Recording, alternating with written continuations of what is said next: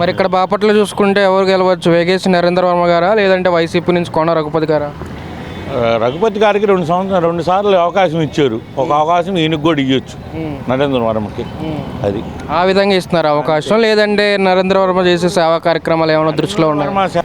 భోజనం కానీ, తిన్న భవన సంగుడికి భోజనాలు కానీ, అవన్నీ ఐపు సమ్మాలు వేసుకున్న వాళ్ళకి ఆయన అన్నం పెట్టి ఆయన కొన్ని సేవలు చేశాడు. ఈయన అంత సేవలు చేసింది ఏం నగల్లా.